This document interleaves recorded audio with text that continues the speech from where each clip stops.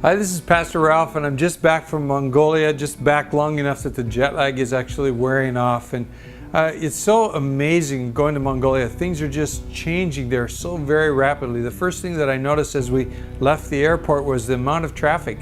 10 years ago, when I first went to Mongolia, they were driving like madmen, fast as you could believe, and hardly any cars on the street. Now it's just a crawling traffic jam. I left the airport after 9 p.m. on a Monday night. It took more than 1 hour to get across the city on the outskirts of the city. People are still poor there, but wealth is coming.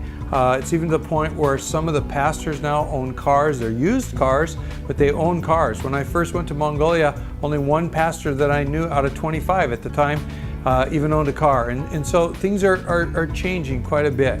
I had a really wonderful time there. I spent a week in the countryside teaching 19 hand-picked pastors. Each has experience in planting churches, and my job was just to further equip them, to stretch their vision, to get them to think beyond Mongolia to other countries, because this is something I think that God has in store for them. And in the daytime, I taught all day, morning, taught in the afternoon. Nighttime, they played sports until the sun went down around 10 o'clock at night, and then they go in and watch World Cup soccer. I don't know how they slept. Church planting is so rapid in Mongolia that 21 years ago, when the Soviets left, there were 0 churches in the country. Today, there are more than 550. There were 6 known Christians in the country. Today, there are upwards to 5% of the population. It's a wonderful thing. Churches in the city, in Ulaanbaatar, which is half the population of the country, tend to be large. I preached in a church with about 400 people there. Chinzorg is the pastor. It went very well. Then there's this other pastor, Arjen Bolt, who's just the other end of the spectrum. Arjen Bolt picked up on my message in the year 2000 and has been going to other countries. He's been going to Mongol populations wherever he can find them. And out of a church of just a little over 30 people, this man has planted now 31 churches. Just amazing to me what's going on. The future looks very bright in Mongolia to me for 4 reasons. One is that Christianity is already growing quite rapidly, up from almost 0 to 5% of the population in 2 decades is amazing. They're shooting for 10% in the next 10 years.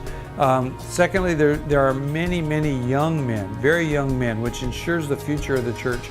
As they rise as leaders, they've got a long glide time ahead of them.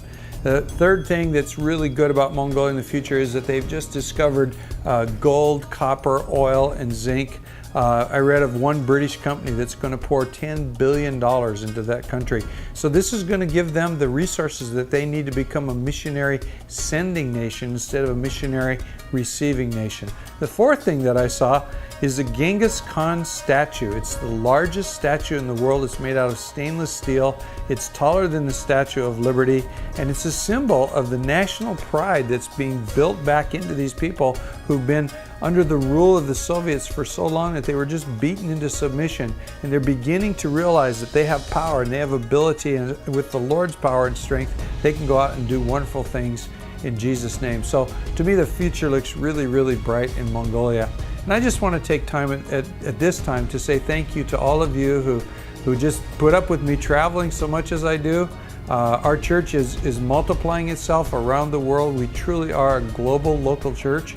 Everything that I preach and teach is something that I learned with you folks as we went through the Bible together, and we've tried to practice it and learn it and figure it all out. And so you're making a difference. And I want to thank you also for supporting us financially through Mission Hope International. This is the thing that makes it possible to go to these poor countries where they don't have any money. And just want to thank you very much as your pastor for being so tolerant with me over these years. God bless you.